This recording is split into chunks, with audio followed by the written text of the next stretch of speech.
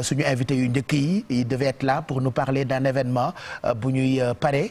ñu jagleel ko musique capverdienne moo tax depuis sànq ñu yeewu ak mouvance su musique des îles mais c'est pas grave on ne pourra pas les attendre parce que heure bi itam du ñu xaar puisque bu ñu demee ba benn waxtu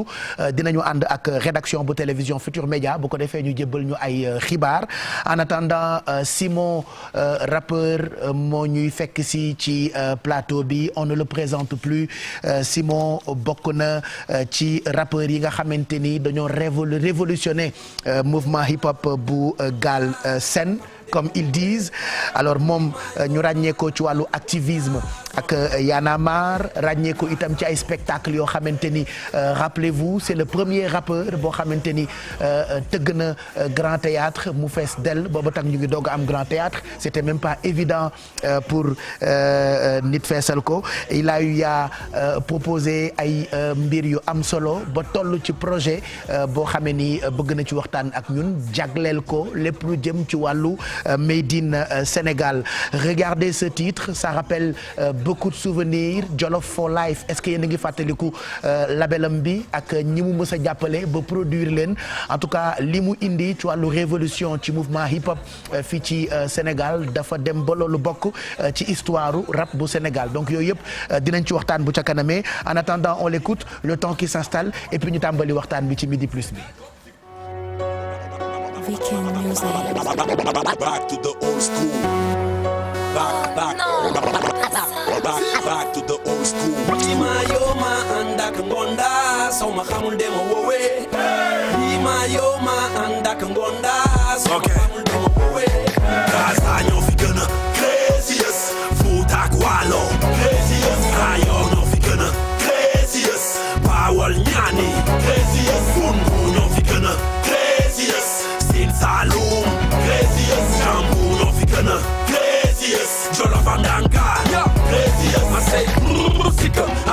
sikam ci koy xaata bokk ci du ma sa nekk sikam wax ci lu yoonam nekkul non non loolu du jukko moom du coow du yokk day takk dàllam uti ci ko bul xool ci li mu mel wala li mu sol nga bëgg ko jugé dëggal ko fi mu dëggul jël fen def ko sa QG li waroon dëng ci moom yëpp a ngi ci tànk yi gémmi ñu fekkal la yor denc leen seen bante yi bu fen doon fay yenn borom city doon ay milliardaires scoop jaral na leen kil ba ak mer njëkkante publié amuñu jotu vérifié yi xeetu tul naan lis wax leen ma fan lañ ko hérité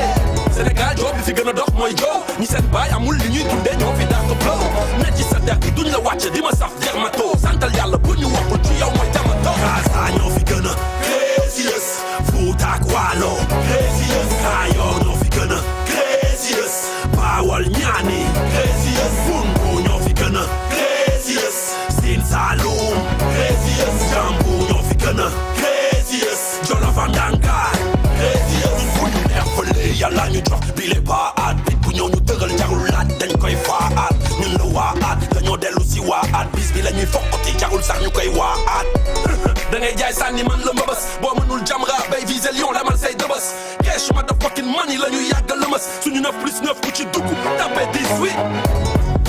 back to the old school. Kanamu Kembi daf may jox lu xaw a trop cool. li ko waral mooy yolo maayu yenn new school. foog ñuy rap di delloo ginnaaw cosaanu der bu ñuul. il paraît que public amatul mbiri nawetaan la kuy ñëw na ànd ak supporter am sinon ñi le daan la sani ay pik tabaxul kër te jëndul karo mënuñu laa tere fol sani wax ma timbaleen taan Gaza ñoo fi gën a craziest. Fuuta ak Waalo craziest. Ayo ñoo fi gën a craziest. Bawol ñaani craziest. Bundu ñoo fi gën a craziest. Sine Saloum craziest. Jambu ñoo fi gën a craziest. Jolof ak Ndangaan craziest.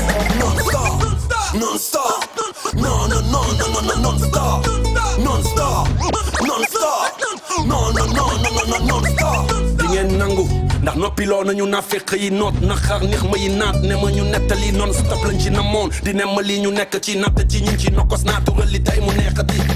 oote nañ mu off ñu di ñu gololo organiser wu mu ooya fal ni géeñoo gigolo oxo code bi muy joxe fu mu ñu gis osé ñu nommé omene offoon na suñu liis never ever ñu nekk ci ndaa de niveau bi net dinaa isal seeni ndaa re nooto duñ ko nekk neex na ba noppi nangul ndogal te yëngal sa nekk may ma espace ma passe rimi mastas limi das ñaas mimi defee ko fii nii lii nii du jàng du mbapat mën nu juddu waale la fii nii la ñu ko yàgg di caxat ku jalgati ñu doole la àndak ngonda soo ma xamul dem wowe yi ma yow ma àndak ngonda soo ma xamul dem wowe suñu sérieux tax ñu signé sas bi sigil seen bi soofantal waxu sekku yi saaga ya seen lax seen yi siisu maan yi sàggu ñu sëgg ci sax si job bi sellal game bi soobu ci setal seeni soo bi tey ji teegu nañ duñ taato ne di tëlli tàkku te du dañ tëf système bi mooy yi delli tembere ngay taaw yi ñu teggi la taak sërëm ji tànge topp ñi jabeku di taak seen ngëm old school mu off ñu on one shot ola bi oje sa xolu waa koñ okel wala nga onku lonku dëkkee wa bëli original real one ni Mr. Kalzak oli bi perte du fi am piis dañ koy puus pëtëxal ko pencoo bañ a paccoo populace bi pili kel ko polémique pili yaan gi am nañ ci place passe puukare tabax ngandam palaas non stop non non non non non non stop non stop non stop non non non non non non stop Gaza ñoo fi gën a craziest Fuuta ak Waalo craziest Kayoor ñoo fi gën a craziest Bawol Ñaani craziest Bundu ñoo fi gën a craziest Siin Saalum craziest Njambur ñoo fi gën a craziest Jolof ak Ndangaan craziest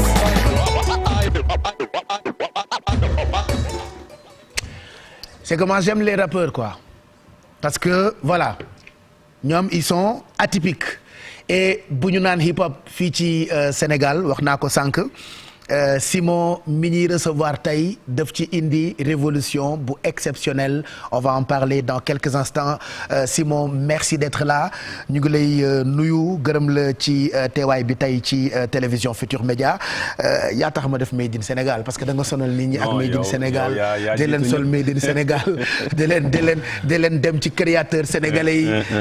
sonal ñu ak ngaay on va parler de tout ça parce que ça fera déjà quelques années que ngay sensibiliser nit ñi pour ñuy consommer li nga xamante ni ñoo ko moom mais am na yu mul ñàkk parcours bi projet yi yenn ci ay mbir yoo xamante ni indi nga ko en termes de révolution ci culture de façon générale wax naa ko mais d'abord ñu bàyyi la nga nuyoo ak téléspectateurs yi Simon. waaw Pape Cheikh di la wax waaleykum salaam di nuyu ñu ñuy suivre ñëpp téléspectateurs yi yëpp ñu ñuy suivre ci réseaux sociaux yi di rafetlu invitation bi kontaan à chaque fois jàkkaarloo ak yow. am na loo xam ne dama la koy joowee souvent ci suñu mbokk animateur hip hop yi ma ne leen ñu mel ni Pape Cheikh wala DJ Boubs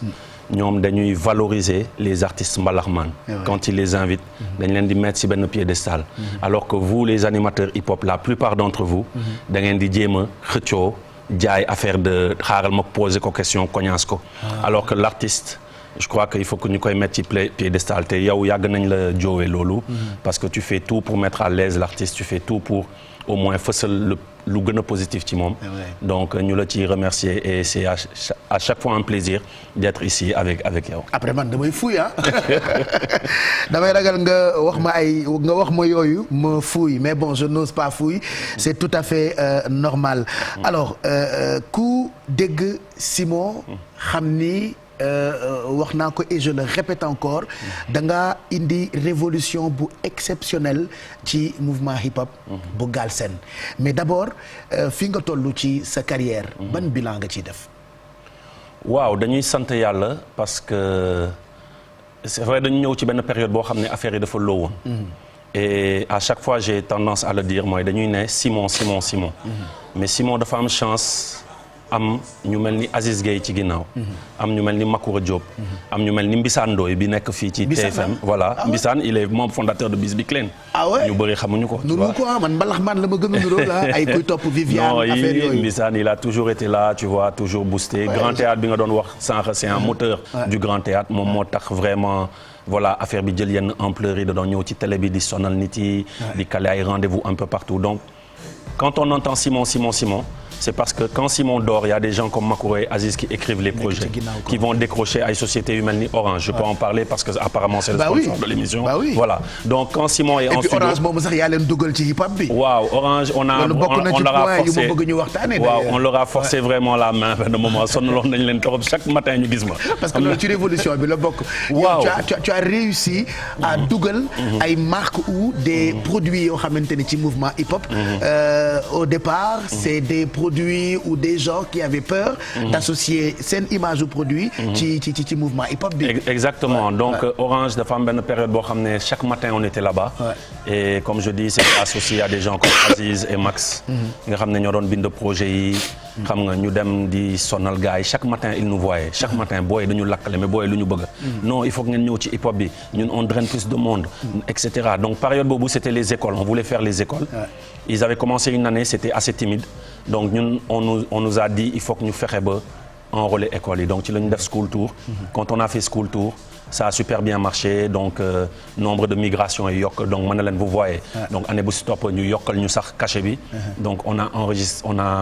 am na benn année on a signé 87 artistes quand même. Wow. 87 groupes on a fait le tour du Sénégal. Art Jolof for Life. Art Jolof for Life. Art Jolof for Life. Donc on a ouvert des comptes à tous ces artistes il y avait beaucoup d'artistes qui n'avaient pas de compte en banque. ñu tijji leen ay comptes di leen virer xaalis yi ci compte bi. def ay tournées on allait à Kaolack Ziguinchor Saint-Louis Matam un peu partout. on a fait le tour du Sénégal. il y a eu aussi CMS boo xam ne tamit qui était une banque ñu sonal ko. ba lors de la diversité culturelle mu ñëw en partenariat avec le ministre de la Culture. on a fait aussi le tour du Sénégal. Diversité culturelle. On a amené des artistes partout. Man j'ai par exemple damay ne par exemple benn groupe bu mel ni Alienzik. man maa ko njëkk a yóbbu Kolda musul teg tànkam Kolda. da ngay xumaan bi muy rap ñun xalaatuñu rap. suñu grand la moo ñu tette. ñu fan woon ko mu nekk face on était à 2 pas ñu koy gis muy romb mais ñun ñoo koy njëkk a yóbbu Kédougou. alors qu'il a plus d'une trentaine il a 30 ans de carrière tu vois. donc c'est des tournées comme ça yoo xam ne ça a vraiment marqué le hip-hop et tey quand on fait le bilan. mooy la semaine le week-end dernier. j'ai joué au Galsen Hip Hop Award. avec YD. et j'ai fait des nouveaux titres. et nouveaux titres yi ça a été super bien accueilli par la salle. gars yi dañu jóg taxaw. may génn gars yi naan mais saa waay ñun xamuñu woon ba tey mën nga def et cetera mooy respect bi ñu la jox en fait. c'est pour wane ne suñuy xool bilan mooy on dit 98 laa def mon premier morceau qui a marché maa ngi tudd Ipsant Hop. 98 aujourd'hui ça fait 24 ans. bah oui. 24 ans après en 2022. tu fais. delloo buum ca mboy mboy ga le public le reçoit comme ça. tu fais un morceau comme Capitaine le public jóg taxaw. et cetera ça veut dire que 24 ans ba tey. yaa ngi fi. donc quand je parle de bilan loolu lay xool mooy on a la capacité à chaque fois bu dee artistiquement on peut revenir de façon extraordinaire. artistiquement bu dee tamit engagement yaa ngi koy wax. on est engagé pour pas mal de causes muy démocratie participative muy temps yi ci artisanat bi ma nekk. avec le consommé local di ñaax nit yi ne tey lépp loo soxla en termes de blouson en termes de costume en termes de costume africain. lépp loo soxla sénégalais yi mën nañu ko def donc ci wàllum engagement tamit on a donné. ba ci ay causes yu mel ni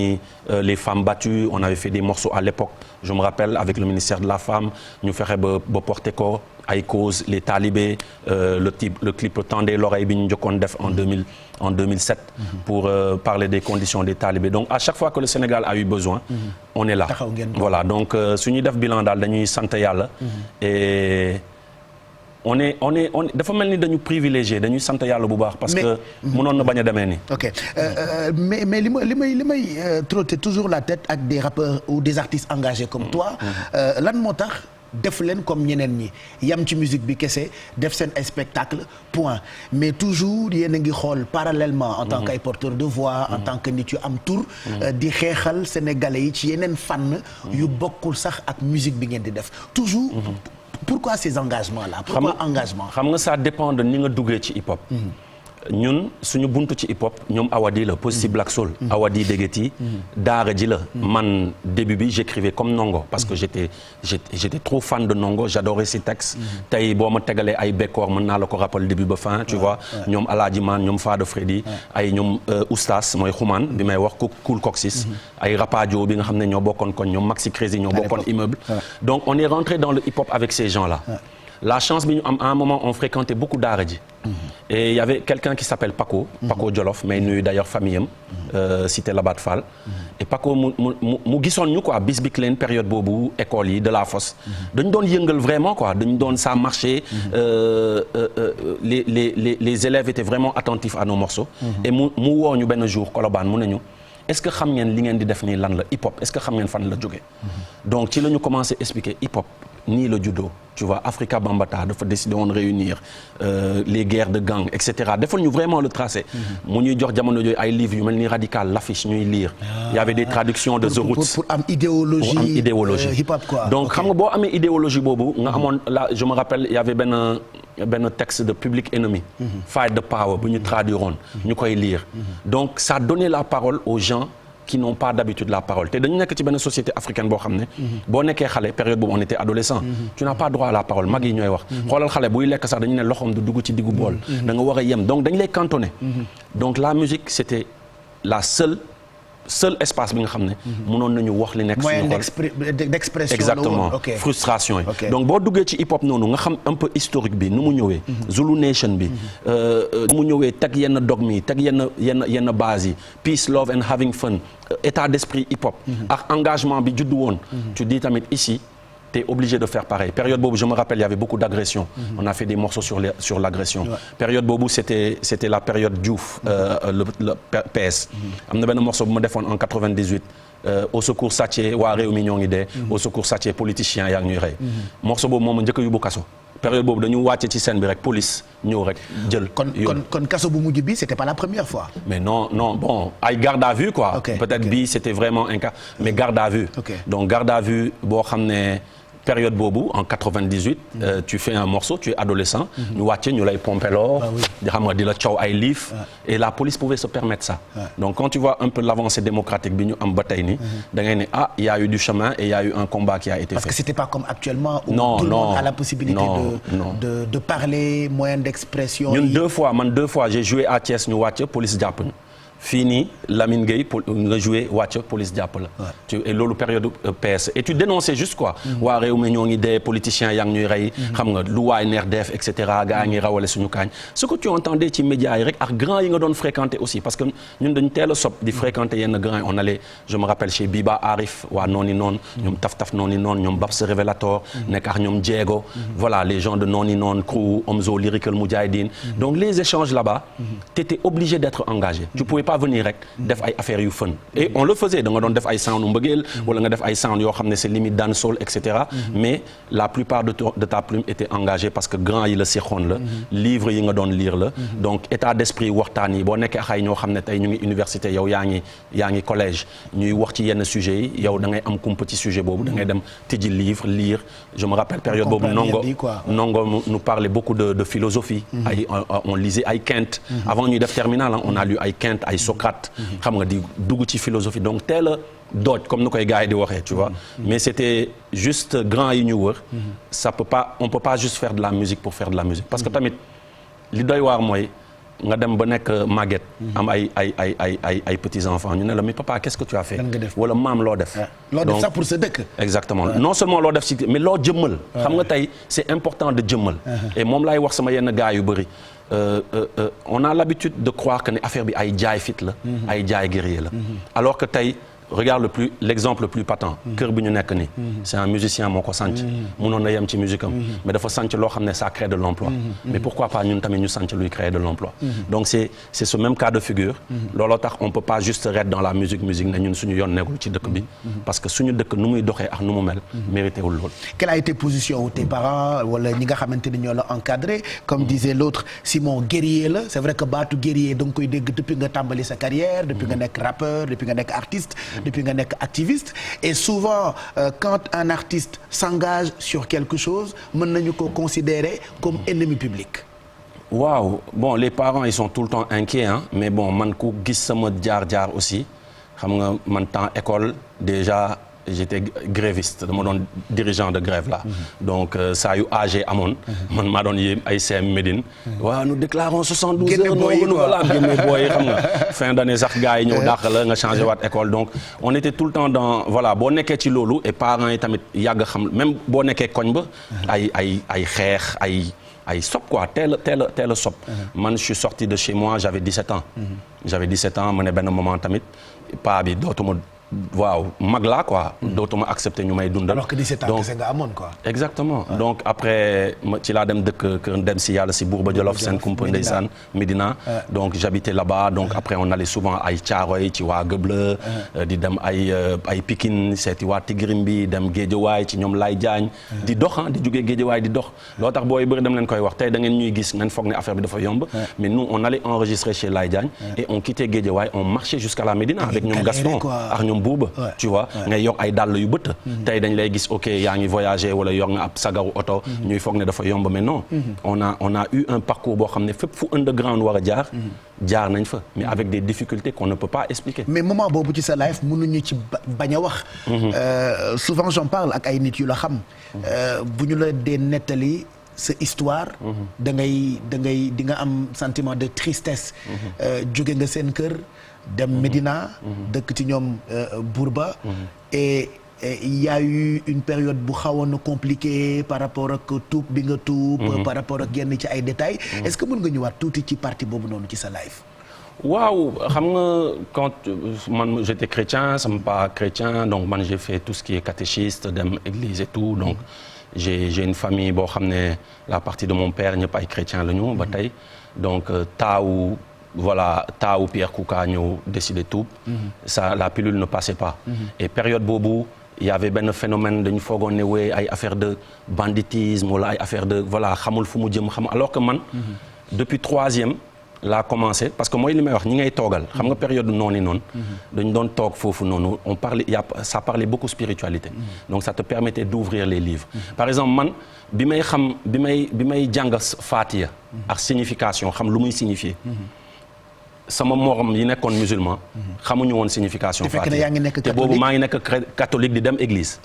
tu vois bi may jàng Ikhlas di xam lu muy signifier di may jàng ayatul kursiyu di xam lu muy signifier di ko tari di xamaale lu muy signifier sama copain yi ma nekkaloon yëpp nekk musulman ils savaient pas les significations te yenn saa yi dama leen si doon cognasse yéen a ngi tari loo xam ne xamu leen lan la yéen a ngi ne boo kàbbaree yàlla mu ngi si kanam yaa ngi koy wax loo xam ne xamoo ko te boo jàkkaarloo ak sa gel lépp loo ko wax da nga ko xam tu vois donc genre affaire yooyu laa leen doon cognasse donc moi j'étais très tôt di tijji livre bi di lire même ay l'Ancien Testament di poser wu ay questions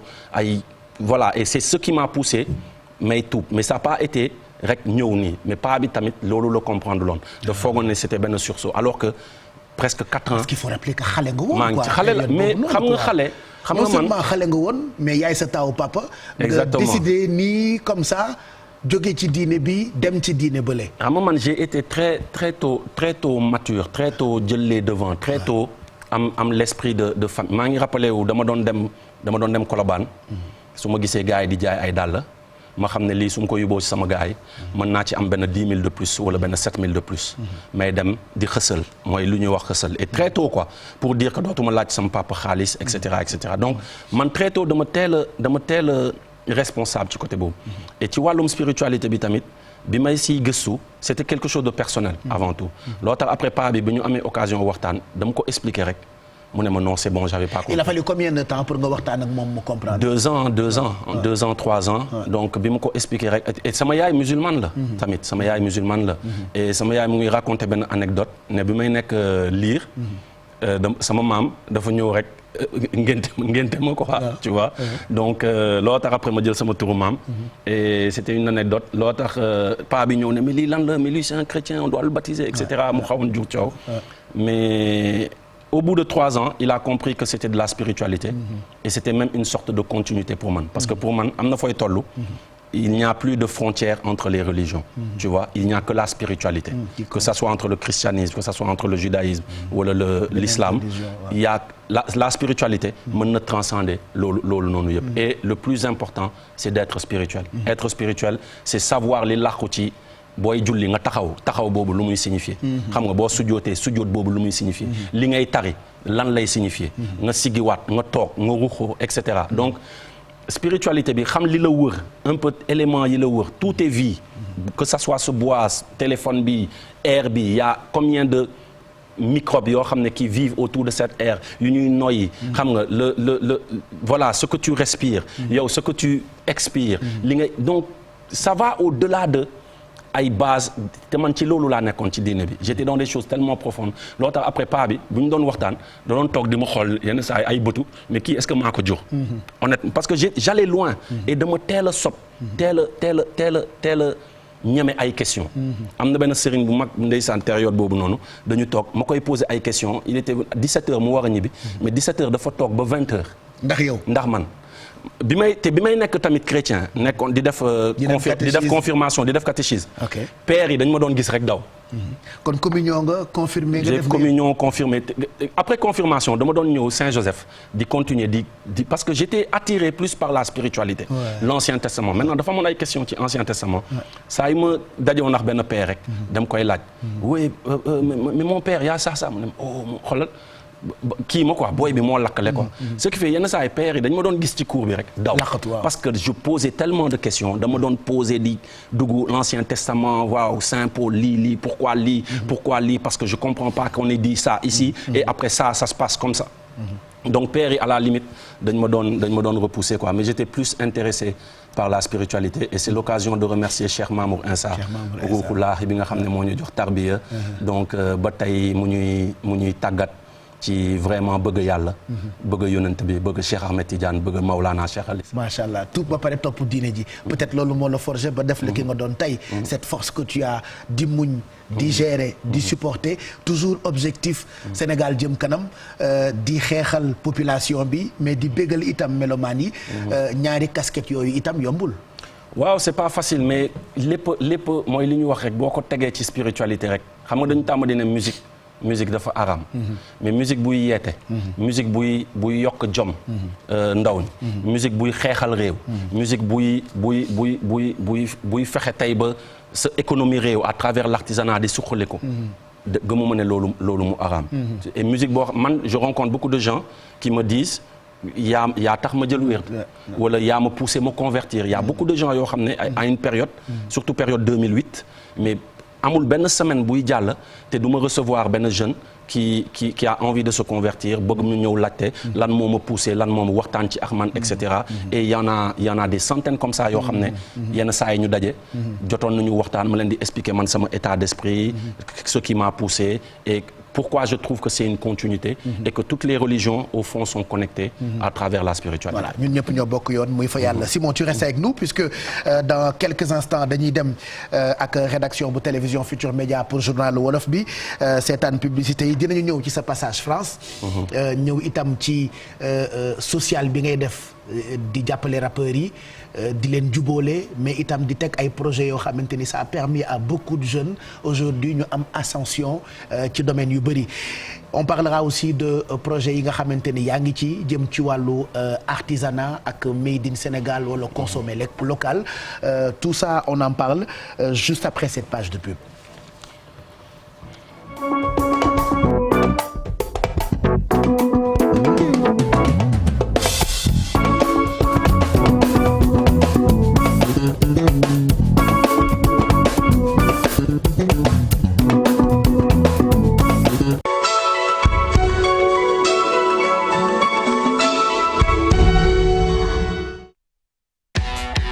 OneXBet, profitez d'une vraie sensation, une vague d'émotion, une poussée d'adrénaline, le goût de la victoire. Êtes-vous prêts? Découvrez tout cela et bien plus encore avec OneXBet. OneXBet, les paris pour tous les goûts. Jeu autorisé par la LONASE aux plus de 18 ans. C'est un groupe africain. Je l'ai constitué pour l'Afrique.